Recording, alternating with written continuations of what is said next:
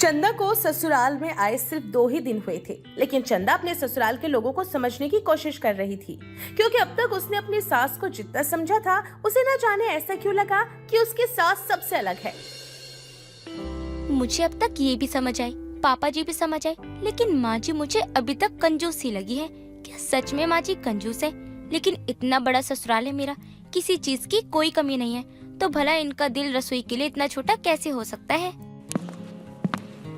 बहू, 2-4 मेहमान आए हैं, उनके लिए चाय बना ले। जी माँ जी, अभी बना देती हूँ चाय में। इतना बोलकर चंदा किचन में जाती है और चाय बनाने के लिए पानी चढ़ाकर चाय पत्ती और चीनी का डब्बा ढूंढने लगती है।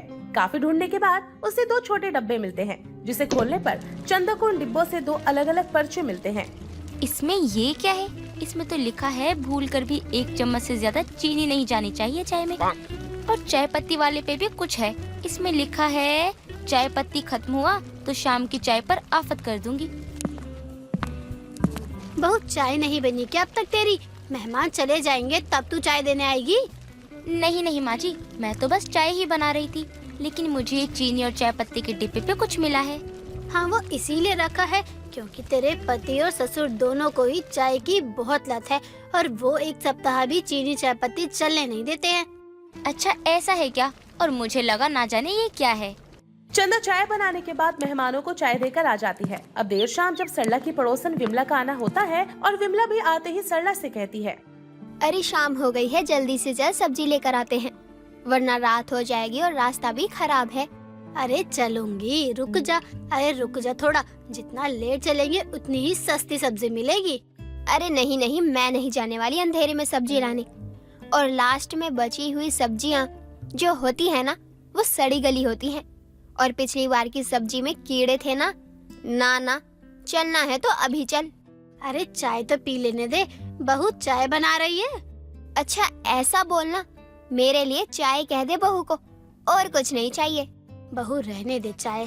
चल विमला, तू सही कह रही है, हम लेट हो जाएंगे। रुक, 1 गिलास पानी पी लूं, कब से ही प्यास लग रही है। अरे लेकिन तूने ही तो अभी कहा कि चाय पीकर चलते हैं। जरूर तूने सोचा होगा कि अब विमला को भी चाय पिलाना पड़ेगा। इतना बोलने के बाद सरला किचन में जाती है और 5 मिनट में चाय पीकर हॉल में आ जाती है। विमला के साथ मार्केट जाने के लिए निकल पड़ती है। ये सब चंदा के समझ से बाहर था, लेकिन तभी सरला के जाने के बाद चंदा का ससुर अशोक अपनी बहू से कहता है, बहू, तू अपनी सास की हरकतों से परेशान है क्या? अरे वो तो ऐसी ही है, और तुझे इतने दिन हो गए, ये तो तुझे पता चल गया होगा कि तेरा ससुराल बड़ा है, लेकिन उसकी रसोई वो तो छोटी है। लेकिन पापा जी, माँ जी इतनी कंजूसी खाने पीने में क्यों करती हैं? अरे वो तो ऐसे ही है, रसोई में इतनी कंजूसी करती है ना, तो कभी कभी मन करता है मेरा कमाना बेकार है, कमाओ ही ना। पापा जी, आपको चाय पीनी है क्या? चाय के साथ में गर्मा गर्म पकोड़े भी बना दूं? हाँ बहू, बना दे ना। जाने पकोड़े भी खाए कितने दिन हो गए हैं, लेकिन उसके आने से ना पहले किचन साफ कर दियो। पापा जी, आपको फिक्र करने की कोई जरूरत नहीं है मेरे होते हुए। चंदा रसोई में जाती है और अपने ससुर के लिए चाय पकोड़े बनाने में लग जाती है। कुछ समय बाद ही चंदा पकोड़े बनाकर अपने ससुर को देती है और अशोक भी गर्मा गर्म चाय पकोड़े देखकर और उन्हें खाकर बहुत खुश होता है। वाह बहू वाह, आज लग रहा है सालों बाद कुछ अच्छा खाया है मैंने। वैसे तेरी सास आती होगी, तू भी खा ले और रसोई साफ कर दे, वरना वो आ गई ना तो तांडव करेगी। हाँ पापा जी, माँ जी के आने से पहले मैं साफ सफाई कर देती हूँ। अब चंदा रसोई साफ करके चली जाती है। तभी सरला सब्जियां लेकर आ जाती है। बहू, अरे ओ बहू, ये ले सब्जियाँ, ये ले आई हूँ, लेकिन इसे 1 सप्ताह तक चलाना। बहू, अरे ओ बहू, कहाँ मर गई? सुन क्यों नहीं रही है? अरे लाओ लाओ, मैं रख देता हूँ रसोई में ये सब्जियाँ। अरे बहू तो रसोई में काम कर रही है। ठीक है, जाकर इसे रसोई में रखकर बहू को ये भी बता देना कि ये 7 दिन चलेगी और उससे 1 दिन भी पहले सब्जी खत्म हुई तो सबको घर में नमक रोटी खिलाऊंगी। हाँ हाँ, क्यों नहीं, तुम्हारा बस चले तो तुम घर में खाना ही ना बनाने दो और सबको भूखे मार दो। हाँ, क्यों नहीं, तभी तो तुम्हारी ये तोन बाहर को आ रही है, बिना कुछ खाए पिए ही। क्यों, है ना? अशोक भी सरला के कहने पर सब्जियों को किचन में रख आता है। ऐसे ही समय बीत रहा होता है और सरला की आदतों में कोई सुधार देखने को नहीं मिलता, बल्कि उसकी कंजूसी तो बढ़ती ही जा रही थी। एक रोज सरला अपनी बहू को सुबह सुबह समझा रही होती है। बहू आज अमन को लड़की वाले देखने आ रहे हैं, तो तू ध्यान से, मैंने जैसे बताया है उस हिसाब से ही चीजें बना कर दियो। न ज्यादा तेल न ज्यादा मसाले, और ना ही ज्यादा अच्छी चाय बना कर लाइयो। अब क्या लड़की वालों के खाने में भी कंजूसी करोगी? अरे क्या कहेंगे वो? घर देखो महल जैसा है, और रसोई देखो कितनी छोटी है। तो क्या उन्हें 5 स्टार होटल से खाना मंगवा कर खिलाऊं? अरे मैं ऐसा तो बिल्कुल नहीं कह रहा हूँ कि उन्हें 5 स्टार का खाना बना के खिलाओ। अरे मैं तो बस ये कह रहा हूँ उन्हें अच्छा खाना खिलाओ। अरे वो हमारे घर हमारे बेटे को देखने आएंगे। अरे इतनी कंजूसी करके दिखाओगी ना तो क्या कहेंगे वो? मुझसे बहस करने की जरूरत नहीं है, और आप भी अच्छे से जानते हैं कि बचत करने में कोई बुराई नहीं है। सरला किसी की नहीं सुनती और चंदा भी अब अपनी सास की बात मानकर ऐसा खाना बना देती जो उसके पूरे घर में खाया जाता था। लेकिन लड़की वाले जब वो खाना खाते हैं तो उन्हें इतने बड़े घर का खाना देखकर बहुत हैरानी होती है। बहन जी, आपका घर बड़ा सुंदर है और बड़ा भी है। हमने जितना सुना है आपके पास पैसे की कोई दिक्कत नहीं है, लेकिन क्या आपके इस बड़े घर की रसोई छोटी है? आप कहना क्या चाहती है बहन जी कि हमारे घर के खाने में स्वाद नहीं है या अच्छा नहीं बनाते? अरे बहन जी, आपने अपने मुंह से ही सच्चाई बता दी। और रहने दीजिए, हम अपनी बेटी को ऐसे कंजूस घर में नहीं ब्याह सकते। और आप क्या ये बिना आलू के समोसे खा रहे हैं जी? चलिए यहाँ से। बड़ा कह रहे थे लड़के वालों के पास ये है वो है, देख लिया ना, इनके पास तो समोसे तलने के लिए तेल तक नहीं होगा। इतना बोलकर लड़की वाले वहाँ से तो चले जाते हैं। अब चंदा अपनी सास से कहती है, माँ जी, आज आपकी कंजूसी का नतीजा देख लिया ना। आपने इतना बड़ा महल तो बना लिया है, लेकिन अब लोगों की सोच भी तो यही होगी ना कि ये घर इतना बड़ा है तो घर के लोग अच्छा अच्छा खाना भी खाते होंगे। बहू, अब मुझे लग रहा है कि हम कुछ भी खा नहीं सकते, लेकिन मेहमानों को तो कुछ अच्छा खिला सकते हैं ना। माँ जी, आपका कुछ नहीं हो सकता है। मेरे बड़े ससुराल की असल में छोटी रसोई है। इस पर इतने सालों तो किसी की बात का असर नहीं हुआ, पता नहीं अब क्या हो गया। क्यों? आप क्या चाहते हैं? आपको भी मेहमानों की तरह अच्छा अच्छा बनाकर खिलाती रहूं? खाने के सिवा और कोई काम नहीं है ना आपको? तुम बोल तो ऐसे रही हो जैसे ये घर तुमने अपने बाप की कमाई से बनवाई है। अगर मुझे कमाने के लिए बाहर भेजा होता तो इससे अच्छा घर बनाती जो इस पूरे मोहल्ले में किसी का हो ही नहीं सकता था। बोल तो तुम ऐसे रही हो जैसे कमाई करना तो बहुत आसान होता है।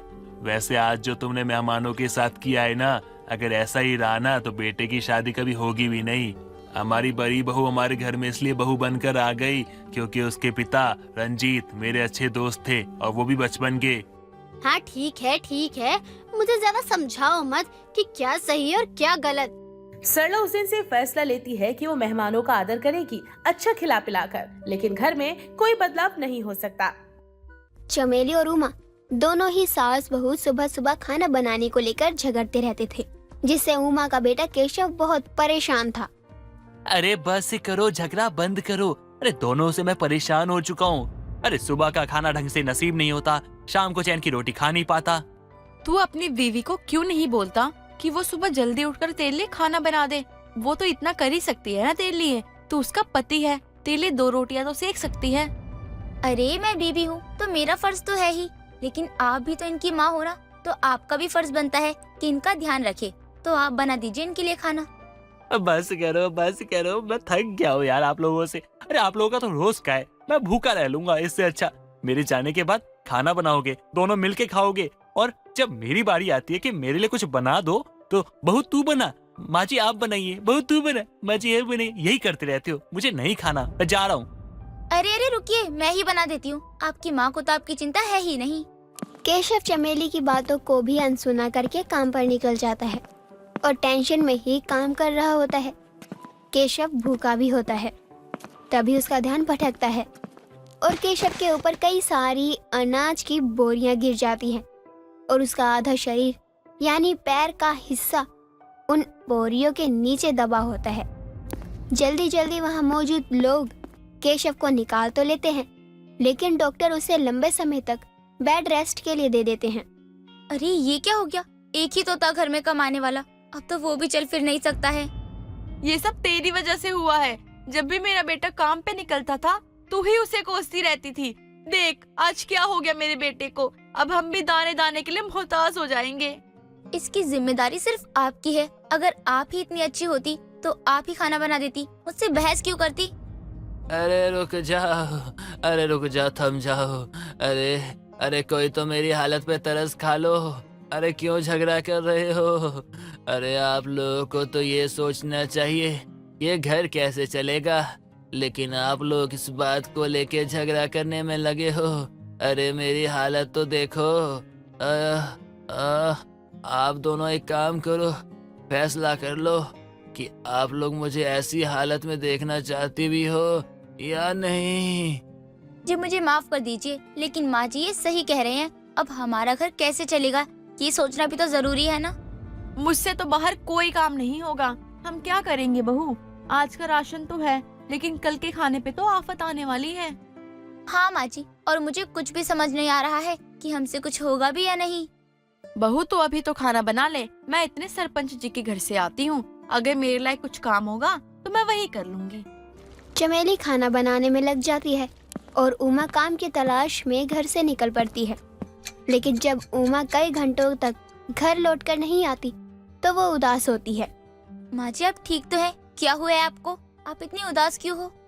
नहीं नहीं, कुछ भी नहीं हुआ, सब ठीक तो है। तो मुझे एक गिलास पानी पिला दे, मैं बहुत थक गई हूँ। लीजिए माँ जी पानी। क्या हुआ, मिला कहीं काम? किसी ने आपको कुछ कहा क्या? आप कुछ बोलती क्यों नहीं हो? बहू मैं सरपंच जी के घर गई थी तो उन्होंने मुझे कहा वो तुझे काम पर रख लेंगे, लेकिन सुबह तेरे लिए कोई काम नहीं है, तुझे उनके यहाँ रात में काम करना पड़ेगा। और मैं भी यही सुनकर लौट आई। माँ जी इसमें आप क्यों उदास होती हो? वो सोच तो उनकी है, हम तो अच्छे हैं ना। और आप तो अपनी बहू पर कितना गर्व करती हो। सास बहू दोनों बातें कर ही रहे होते हैं, तभी उमा की पड़ोसन विमला का आना होता है।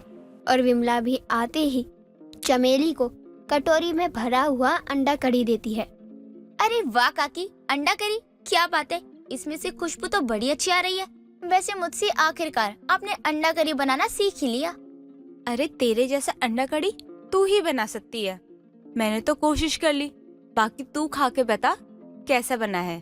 और बता केशव कैसा है, अब ठीक है ना? वो ठीक ही है, अब जब तक उसकी दवा चलेगी तो शायद ठीक हो जाए कुछ दिनों में। तब तक तो मेरा परिवार भूखा मर जाएगा। विमला कोई ढंग का काम है तो बताना मुझे। अरे बहू तू तो होशियार है, फिर भी तू ये कह रही है कि तुझे काम ढूंढना पड़ेगा। देख उमा, मैं तुझसे ये कह रही हूँ कि हमारे गांव में खाने पीने की दुकानें नहीं है और तू अंडा कड़ी की दुकान खोल सकती है। उसके साथ तू चावल दे या रोटी दे, जो सही लगे वो दे दियो। तो अंडा कड़ी की दुकान तो अच्छी खासी चल पड़ेगी तेरी। अरे काकी आपने तो क्या दिमाग दिया है, एक ही बार में सारी समस्या ही हल कर दी। अब उमा और चमेली के पास जो भी थोड़े बहुत गहने होते हैं वो उन्हें गिरवी रखकर गांव में दोनों सास बहू एक छोटा सा अंडा करी का स्टॉल लगा लेते हैं। अभी तक तो कोई भी नहीं आया, लगता है घर चलाने के लिए आइडिया काम नहीं करेगा। अरे बहू आज तो पहला ही दिन है, थोड़ा सब्र रख, 1-2 दिन तो लगेगा ही लोगों को अपनी दुकान पर आने में। और जब वो आएंगे तभी तो तेरे अंडे करी का स्वाद पता लगेगा।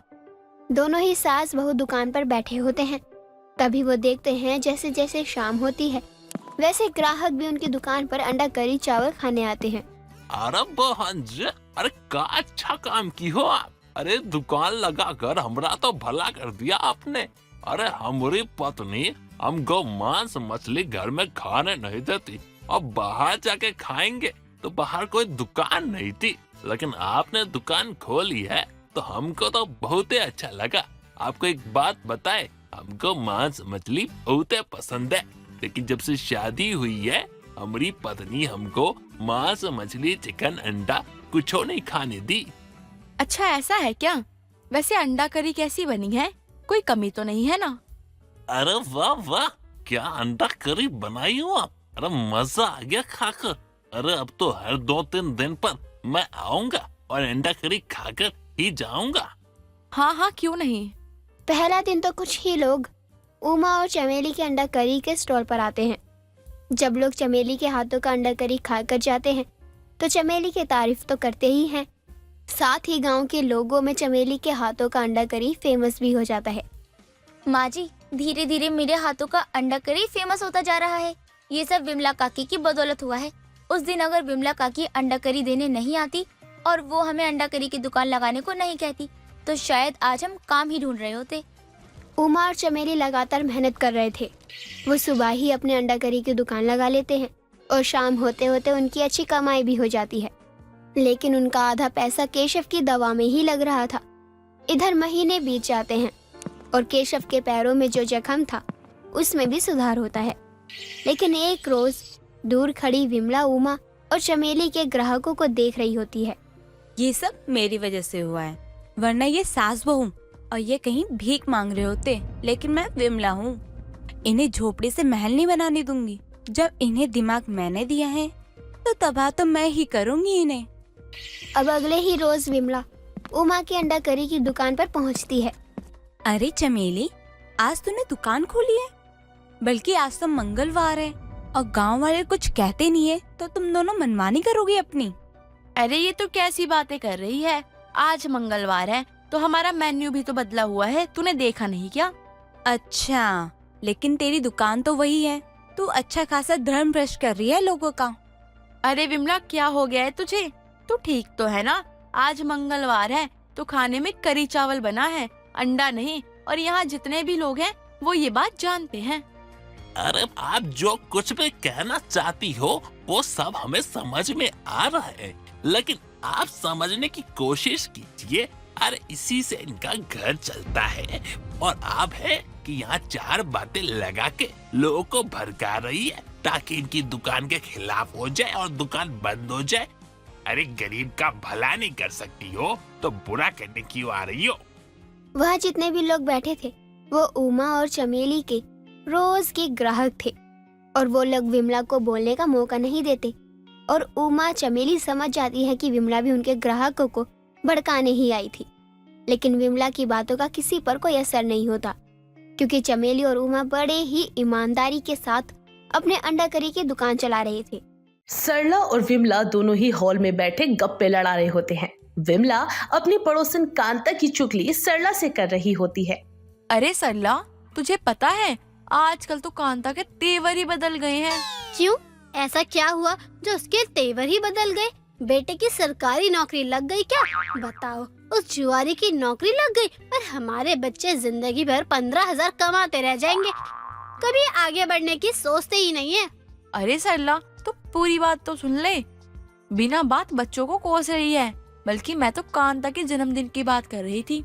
अभी ही मुझे सुनाकर कह रही थी उसके जन्मदिन पर तो उसके बेटे ने सोने की चैन दी है और बेटी ने अंगूठी, वो भी सोने की। क्या बात कर रही है? अरे बेटा भी तो उसका अच्छा खासा कमाता है। हाँ, कमाता तो है, लेकिन इस उम्र में भी जवानी चढ़ रही है। ये तो देखना, बुढ़ापे में जन्मदिन मनाने चली है। अरे विमला, ये बुढ़ापे में चली जन्मदिन मनाने से तेरा क्या मतलब है? तू जानती है ना, इस उम्र में मैं अब भी अपना जन्मदिन मनाती हूँ। अरे सरला, मैं तो भूल ही गई थी। कब है तेरा जन्मदिन? पिछले साल तो तेरे बेटे ने सोने की बालियां दी थी, इस बार क्या दे रहा है? पता नहीं क्या देगा, लेकिन जो भी देगा मुझे तो बड़ी ही बेसब्री से इंतजार है अपने जन्मदिन का। हाँ हाँ, मुझे भी अपने जन्मदिन का बेसब्री से इंतजार है, क्योंकि माँ जी और मेरा जन्मदिन एक ही दिन आता है। अरे दादा, ये तो मैं भूल ही गई थी। अरे हाँ, अब याद आया, गिफ्ट के चक्कर में मैं पिछली बार तुम सास बहू में झगड़ा हुआ था तो तेरे बेटे ने महंगा गिफ्ट दिया था तुझे और बहू को सस्ता वाला। चल चाय पी ले, आग में घी डालने का काम मत कर। पूजा जब विमला के मुंह से ये बात सुनती है तो उसे बहुत बुरा लगता है। लेकिन अब पूजा सोचने लगती है कि आखिर उसका पति इस बार जन्मदिन पर अपनी माँ को महंगा गिफ्ट देगा या फिर उसे। देर शाम जब सरला का बेटा संकेत घर आता है तो पूजा अपने पति से बड़े प्यार से पूछती है, अब आगे ऑफिस से सुनो ना, मुझे आपसे कुछ कहना है। क्या बात है, आज कुछ ज्यादा रोमांटिक हो रही हो? कोई रोमांटिक मूवी देखी है क्या जो इतना प्यार आ रहा है? अरे तुम कहना क्या चाहते हो कि बिना रोमांटिक मूवी देखे मुझ में प्यार और मोहब्बत है ही नहीं? नहीं, तुमसे तो बहुत प्यार है मुझे, लेकिन आज अचानक से देखा ना तो सोच में पड़ गया कि अचानक से इतना प्यार कैसे आ गया, इसलिए पूछा। अच्छा ये सब छोड़ो और बताओ, मेरा जन्मदिन आने वाला है, क्या दे रहे हो मुझे? अरे मैं तो भूल ही गया था कि पूजा और माँ दोनों का जन्मदिन आ रहा है। अब इन दोनों के लिए ना गिफ्ट लेना होगा, जो कि सबसे कठिन काम है। अरे किस सोच में डूब गए? बोल क्यों नहीं रहे हो आप कि मेरे लिए क्या प्लान कर रहे हो?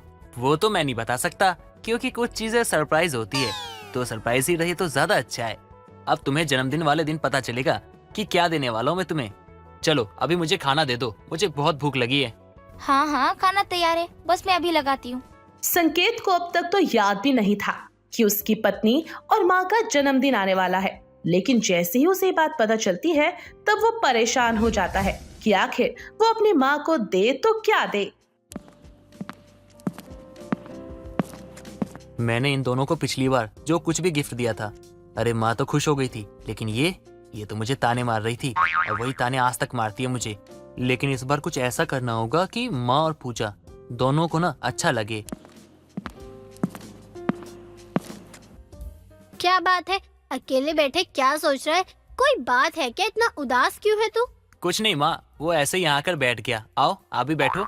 मैं तो सारा दिन बैठी रहती हूँ और काम ही क्या है। वैसे माँ, आपका और पूजा का जन्मदिन आ रहा है, तो इस बार भी कुछ चाहिए क्या आपको?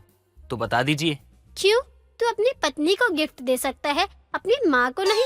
और तो और तू मुझसे ये भी पूछ रहा है कि कुछ चाहिए क्या? माँ, मैंने पूजा को भी कहा है कि जो दूंगा उसमें वो खुश हो जाएगी।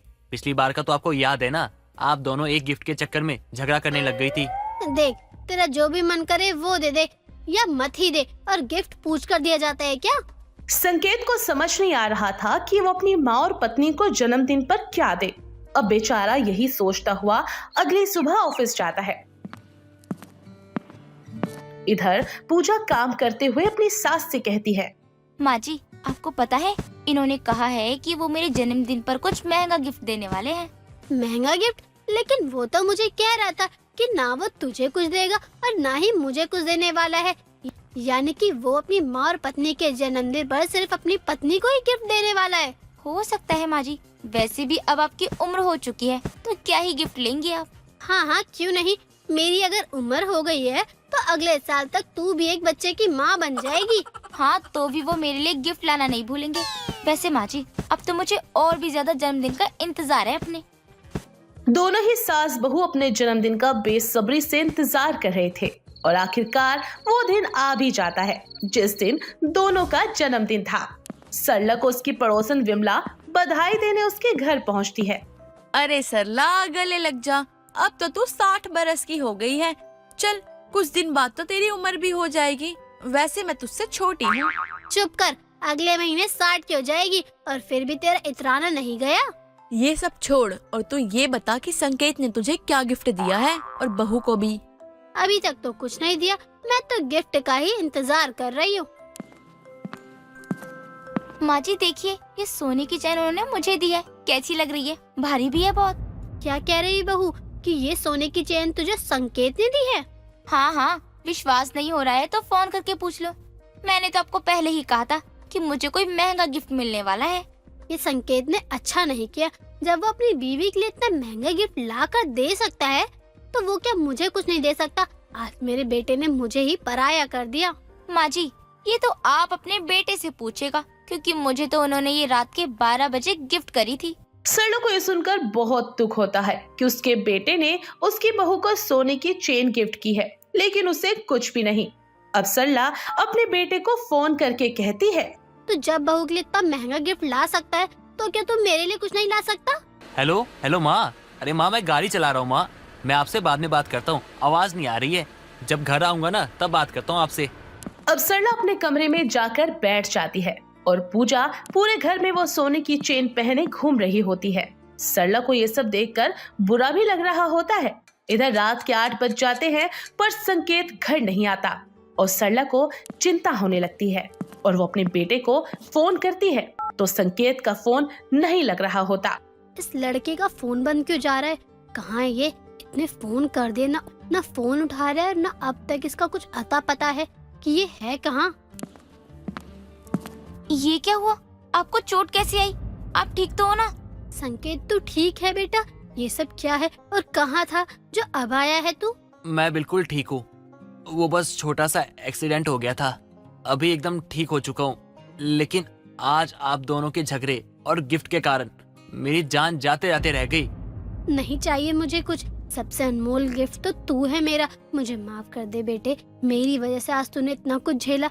मैं एक माँ होकर अपने बेटे की दिक्कत समझ नहीं पाई। मुझे माफ कर दीजिए, ये चैन नकली है। बस मैंने आपको जलाने के लिए ये पहनी थी और कहा था कि मुझे ये इन्होंने दी है। देर से ही सही दोनों को समझ तो आता है कि जिस गिफ्ट के लिए दोनों लड़ रहे थे, उस गिफ्ट के लिए संकेत की जान जोखिम में आई थी। वो सरला और पूजा को कितना महंगा पड़ता, लेकिन देर से ही सही दोनों अपनी गलती मान जाते हैं। पिंकी को अपने ससुराल में आए हुए कुछ ही दिन हुए थे। पिंकी भी अपने ससुराल वालों को समझने की कोशिश कर रही थी। माँ जी, आज खाने में क्या बनाऊं? कुछ भी बना ले बहू। वैसे अगर तुझे कुछ अच्छा सा बनाना आता है तो वही बना ले। माँ जी, दम आलू बना दूं? वो तो खा लेंगी ना आप? वैसे तो मुझे पसंद नहीं है ये दम आलू, लेकिन अगर रोहित को पसंद है तो उसके लिए बना ले। तो आपके लिए कुछ और बना दूं माँ जी? नहीं बहू, थोड़ा सा ही तो खाती हूँ, बस उसमें ही थोड़ा खा लूंगी मैं भी। अपनी सास की बात सुनकर पिंकी किचन में जाकर दम आलू बनाने की तैयारी करने लगती है। इधर उमा हॉल में बैठी टीवी देख रही होती है। तभी उसकी पड़ोसन किशोरी का आना होता है। अरे वाह वाह उमा, लगता है कि कुछ अच्छा बन रहा है तेरे घर में। देखना कितनी अच्छी खुशबू आ रही है। दम आलू बना रही है बहू, लेकिन वाकई में खुशबू तो बड़ी अच्छी आ रही है। बाप रे, दम आलू बनाए हैं और उसकी ये खुशबू ऐसा लग रहा है कि किसी शादी में आए हों। वैसे तो पूछ या न पूछ, लेकिन मैं तो बहू के हाथों का दम आलू खा कर ही जाऊंगी। हाँ हाँ, मुझे पता ही है, अगर तुझे थोड़ी भी खुशबू लग गई तो तू मेरे घर आएगी जरूर। अब कुछ ही देर बाद उमा अपनी बहू का आवाज लगाकर हॉल में बुलाती है और अपनी बहू से कहती है, बहू सुन, तेरा दम आलू तैयार हो जाए तो विमला के घर भी भिजवा दियो, उसे बहुत पसंद है। हाँ बहू, खुशबू तो बहुत अच्छी आ रही है तेरे दम आलू की। सब्जी खाने के साथ साथ अगर इसकी रेसिपी भी मिल जाती तो।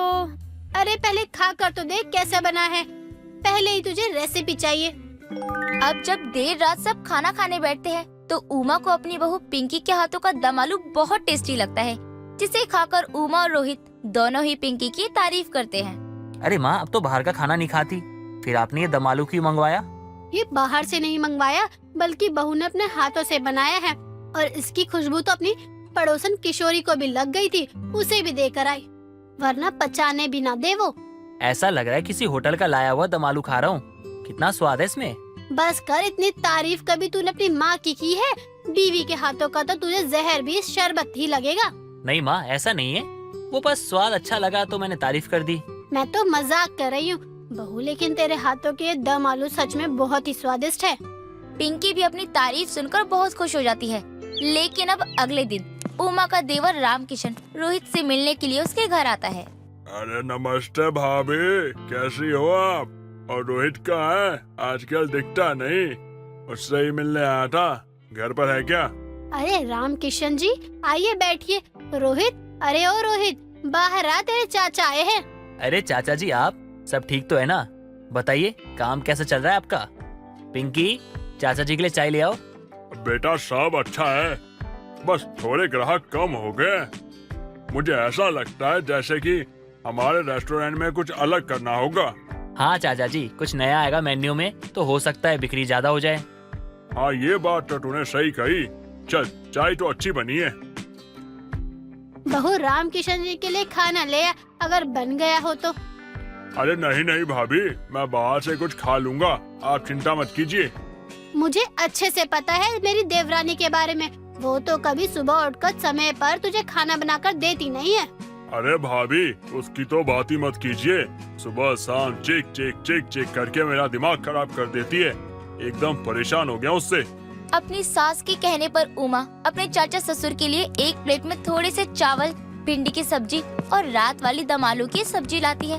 अब खाना देख राम किशन से मना नहीं किया जाता और वो भी खाना खाने लगता है। और जब वो दम आलू खाता है तो वो रोहित से कहता है, ये रोटी, ये भिंडी, ये चावल, ये तो घर के हैं, लेकिन ये जो सब्जी है, ये पार्टी या होटल का है क्या?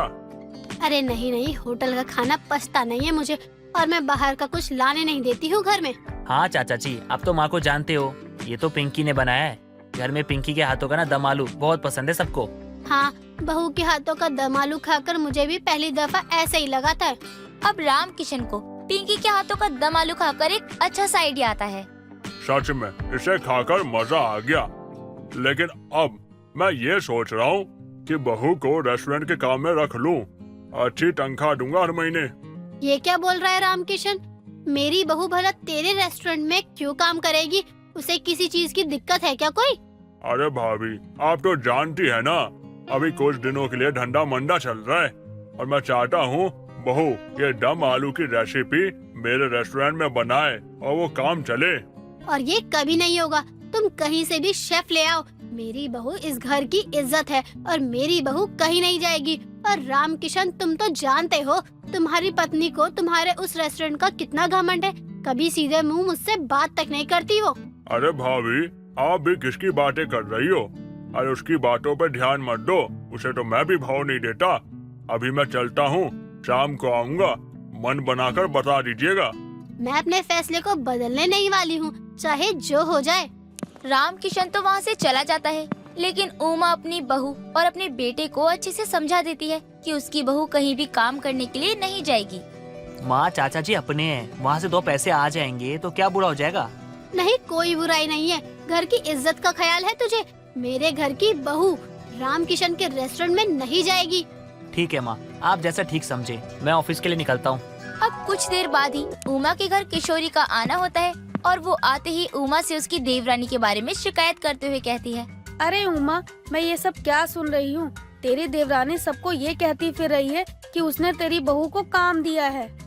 अरे उसे ये बात किसने कह दी? बल्कि उसका पति ही यहाँ आया था गिड़गिड़ाने कि मैं अपनी बहू को उसके रेस्टोरेंट भेज दूं ताकि वो मेरी बहू के हाथों की दम आलू की रेसिपी वहाँ बता सके और उसके बदले मेरा देवर मेरी बहू को पैसे भी देता। तो तेरी देवरानी कैसे बोल रही है कि तू खुद उसके पास गई थी गिड़गिड़ाने के लिए कि तेरी बहू के लिए वो काम दे दे, उसे काम की जरूरत है? अरे 1 नंबर की झूठी औरत है वो। आज शाम में इस राम किशन को आने दो, इसकी अच्छे से खैर लेती हूँ। हाँ, अच्छे से लेना दोनों की खबर। मेरी उमा के बारे में गलत सलत बोल रही थी वो। तब क्यों नहीं बोली जब वो ये सब बोल रही थी? बल्कि उसकी बातें कॉपी करके यहाँ आ गई, 1 की 4 लगाकर बता रही है। अरे मैंने कहा ना कि उमा के बारे में कुछ भी सुनने की आदत नहीं है मुझे, लेकिन मैं इसलिए चुप थी कि ताकि उसके पेट की बात निकलवा सकूं। और देख तेरे बारे में क्या क्या बक गई वो। हाँ, ये तो ठीक कह रही है। अब देर शाम रोहित के आने के बाद ही राम किशन उमा के घर आता है।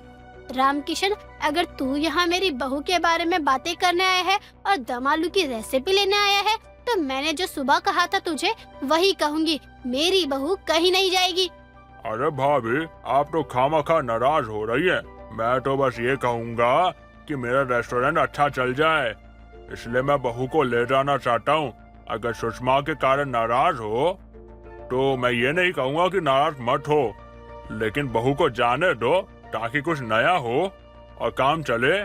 ठीक है, मैं सिर्फ तुम्हारे लिए अपनी बहू को रेस्टोरेंट भेज रही हूँ। और सुषमा को कहना कि वो भी थोड़ा कम बातें बनाए, उसे भी अपना परिवार संभालना है। अरे भाभी, क्या बताऊँ आपको, उससे तो मैं भी परेशान हूँ। बहुत बदनामी करवाई है उसने।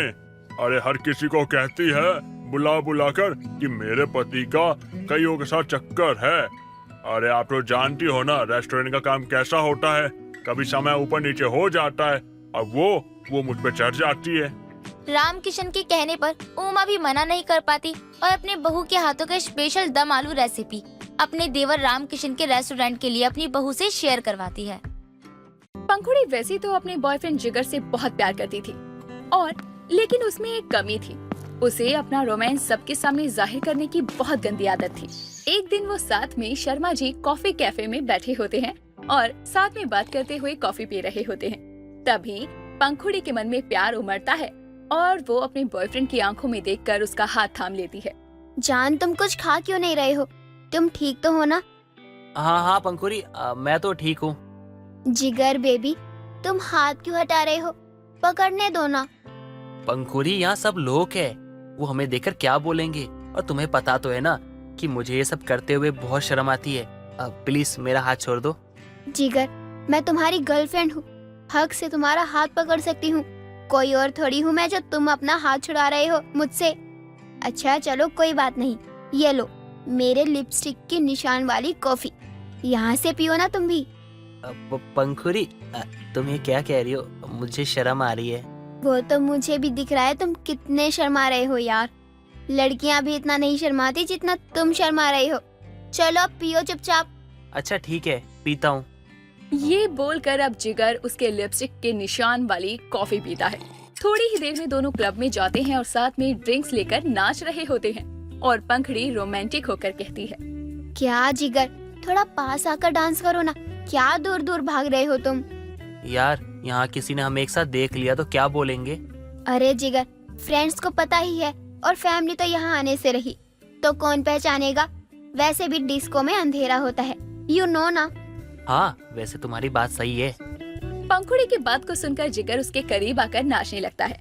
वहाँ से आने के बाद दोनों बेंच पर बैठकर बातें करते हैं। तभी अचानक ही पंखुड़ी की नजर एक कपल पर जाती है, जहाँ एक लड़का अपनी गर्लफ्रेंड के लिए गिटार बजाकर गाना गा रहा था। तभी पंखुड़ी के जज्बात फिर से उमड़ आते हैं और वो जिगर को उन कपल को दिखाती है और उसकी शर्ट का कॉलर पकड़कर प्यार से उससे फरमाइश करती है। जान देखो ना, वो अपनी गर्लफ्रेंड के लिए कितने प्यार से गाना गाकर गिटार बजा रहा है। तुम भी मेरे लिए करो ना, प्लीज प्लीज जिगर।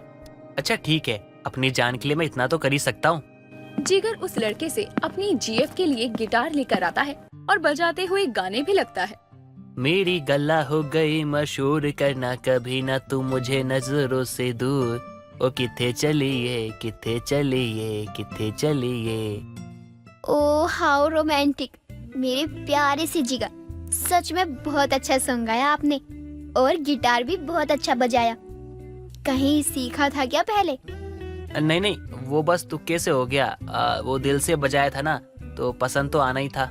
ये बात तो आपने बिल्कुल सही कही। ये बोलकर पंखुड़ी की खुशी का ठिकाना नहीं रहता और वो उसे सबके सामने गले से लगा लेती है, जिसके बाद सब लोग भी तालियां बजाने लगते हैं, लेकिन जिगर को शर्म आती है। अरे जान, हम बाहर है, सब देख रहे हैं हमें। Oh sorry sorry, and love you so much मेरे प्यारे जिगर जी। जिसके बाद पंखुड़ी जिगर की बाइक पर बैठती है और जिगर उसे घर ड्रॉप करने जा रहा था। पंखुड़ी उसे बाइक पर बैठे हुए कस की थाम लेती है और जिगर कहता है, अरे पंखुड़ी, ये क्या कर रही हो? अरे मुझे मत पकड़ो, मुझे शर्म आ रही है। अरे गुदगुदी भी हो रही है। अरे जिगर, हाथ ही तो रखा है, कमर तो पकड़ने दो। पंखुड़ी, समझने की कोशिश करो, बाइक का बैलेंस से बिगड़ जाएगा और हम दोनों गिर जाएंगे। अगर हम दोनों गिर गए ना तो रोमांस तो हो नहीं पाएगा ना। एक काम करते हैं ना, हम कल मिलते हैं और कल ना तुम जो करना है कर लेना, लेकिन अभी के लिए कुछ मत करो, मुझे बहुत डर लग रहा है, इसलिए कह रहा हूँ। अच्छा ठीक है, नहीं पकड़ रही। अब पंखुड़ी भी उसकी कमर से हाथ हटा लेती है, लेकिन कुछ पल के लिए गुस्सा होकर खुद ही मान जाती है। कुछ देर के बाद में पंखुड़ी का घर आता है और जिगर उसे ड्रॉप करता है। पंखुड़ी उससे विदा लेते हुए कहती है, अच्छा मैं जा रही हूँ। पता है, मम्मा मुझे 2 दिन से कह रही हैं जिगर से मिलवा दे, जिगर से मिलवा दे मिलवा दे। तो कल तुम मेरे घर आकर मिल लो ना। अच्छा ठीक है, उन्हें बोल देना कि हम कल आएंगे। अब तो हम कल मिलेंगे और शादी की बात करेंगे, फिर हम साथ साथ रहेंगे। खुशी से पंखुड़ी उसे किस करके घर के अंदर जाती है। घर जाकर पंखुड़ी अपनी माँ शलाका के गले से लग जाती है। माँ, कल आपका दामाद आपसे मिलने आ रहा है, खुश हो जाइए।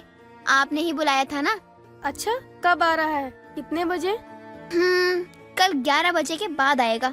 ठीक है, थोड़ा सा घर सजा लियो और थोड़ा अच्छा लंच बना लियो उसके लिए। ओफो, कल अब मुझे बनाना पड़ेगा। ठीक है, मैं कर दूंगी। अच्छा मम्मा, एक बात बताओ ना, आप अपनी जवानी में बहुत रोमांटिक होंगी ना, तो मुझे भी 1-2 टिप्स दे दीजिए, क्योंकि मेरी शादी होने वाली है ना जिगर के साथ। हट पागल, कैसे बातें कर रही है? मुझसे शर्म नहीं आती? तेरी उम्र में मैं तो ऐसा बोलती तक नहीं थी, और तू नालायक है कि सीधे मुझसे बात करने आई है। और शादी कर लेगी तो खुद ही पता चल जाएगा बाद में। अच्छा ठीक है माँ। अगले दिन दोनों की माँ रिश्ते की बात पक्की भी कर देती है। साथ में लंच करती है। तभी पंखुड़ी रोमांटिक होकर जिगर के पैरों को अपने पैरों से सहलाने लगती है। जिगर बहुत ज्यादा नर्वस हो जाता है और उसके माथे पर डर के मारे पसीना आने लगता है।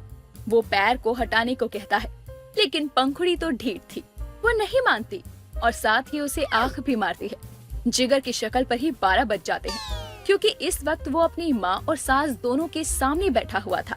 वो अपने मन में कहता है, अरे पंखुड़ी, कम से कम इतना तो सोचना चाहिए तुम्हें कि हम कहाँ हैं और किसके साथ है। ये लड़की मुझे मरवाएगी, अगर मेरी माँ ने देख लिया तो क्या सोचेंगी वो। जिगर, आप कुछ खा क्यों नहीं रहे हैं? प्लीज खाइए ना। हाँ बेटा, खाओ ना। समधन जी, आप भी कुछ लीजिए, तीखा मीठा, आपकी बहू ने ही बनाया है। जी जरूर। आंटी जी, क्या मैं आपको माँ जी बोल सकती हूँ? हाँ बेटा बोलो। वो माँ जी, मैं जिगर जी को घर दिखा कर आऊँ? पहली बार आए हैं ना वो भी।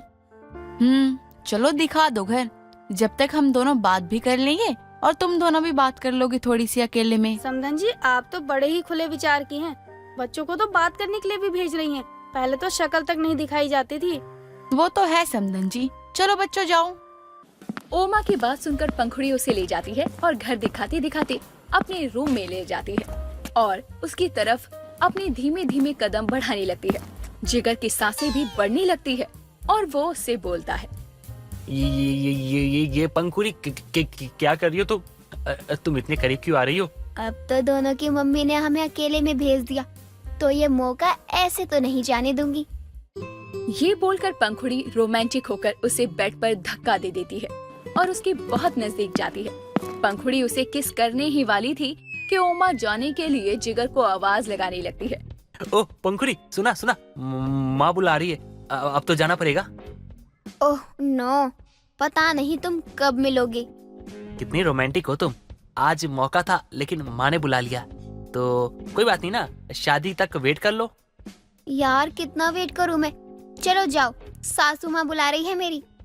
दोनों नीचे आते हैं और जिगर अपनी माँ के साथ घर चला आता है। कुछ ही दिनों में दोनों के घर वाले शादी का एक बढ़िया सा मुहूर्त निकाल कर कुछ ही महीनों में दोनों की शादी धूमधाम से बैंड बाजे के साथ करते हैं। शादी के रात ही पंखुड़ी बहुत रोमांटिक मूड में थी। वो जिगर के करीब जाती है और जिगर नखरे करके उसका मूड ही खराब कर देता है। अगली सुबह पंखुड़ी का मुंह फूला हुआ था। वो अपने हेयर्स को स्ट्रेट कर रही थी और उसकी शक्ल देखकर जिगर समझ जाता है कि वो नाराज थी। क्या हुआ जान, तुम इतने गुस्से में क्यों हो? मुंह क्यों बना रखा है तुमने? बोलो, मैं तुमसे कुछ पूछ रहा हूँ। तुम तो रहने दो, कुछ नहीं हो सकता तुमसे, इसलिए मुझे बोलो मत, वरना इससे जला दूंगी तुम्हें। मेरा स्पेशल डे भी खराब कर दिया तुमने। लोग तरसते हैं कि उनकी वाइफ रोमांटिक हो, लेकिन तुम्हें तो मेरी कोई कदर नहीं है। बस शर्माना आता है और बहाने बनाओगे। बेबी शांत हो जाओ। सॉरी सॉरी सॉरी, एक चांस और दे दो, अब की बार मना नहीं करूँगा। तुम बोलो मत, भूली नहीं हूँ रात की बात। मैं बहुत गुस्से में हूँ, मुझे बहुत गुस्सा आ रहा है इस वक्त। मेरा चांद का टुकड़ा रूठ गया मुझसे। पंखुड़ी, ओ पंखुड़ी, अरे I love you so much, अरे माफ कर दो ना। But I hate you. ये बोलकर पंखुड़ी अब उसके सामने से चली जाती है। जिगर को इस बात का बहुत बुरा लगता है कि वो उसे खुश करने के लिए अब शाम का इंतजार भी करने लगता है। शाम को जिगर जब ऑफिस से आता है तो उसके लिए गुलाब का बुके और डायमंड रिंग भी लेकर आता है। जैसे ही पंखुड़ी कमरे में जाती है, जिगर उसे अपनी बाहों में उठा लेता है और पंखुड़ी कहती है, जिगर तुम ये क्या कर रहे हो? छोड़ो मुझे, उतारो। नहीं, आज तुम मेरी सुनोगी। ये बोलकर जिगर अब उसे बेड के पास ले जाता है और पंखुड़ी देखती है कि पूरा कमरा बहुत सुंदर डेकोरेट हो चुका था। रोमांटिक माहौल बना हुआ था। जिगर उसे बेड पर प्यार से बिठाता है और खुद घुटनों के बल बैठकर उसे वो रिंग देते हुए सॉरी बोलता है। जान सॉरी कल के लिए। कल तो मैं फेल हो गया था, लेकिन आज तो मैं तुम्हें पास होके दिखाऊंगा। ये तुम्हें क्या हो गया है जिगर एकदम से? अब तो मैं भी रोमांटिक हो गया हूँ मेरी जान, वो भी तुम्हारी तरह। ये बोलकर जिगर उसे अपनी ओर खींचकर एक किस कर देता है, जिसके बाद दोनों रोमांटिक मूड में आ जाते हैं और एक दूसरे के प्यार में खो जाते हैं। इस तरह पंखुड़ी की जिगर के साथ रोमांस करने की तमन्ना भी पूरी होती है और दोनों खुशी खुशी एक दूसरे के साथ जिंदगी भर रोमांस करते हैं। दोस्तों, अगर आपको ये कहानी पसंद आई तो इसे लाइक करें, शेयर करें और कमेंट करके बताएं कि कहानी में आपको सबसे अच्छा क्या लगा।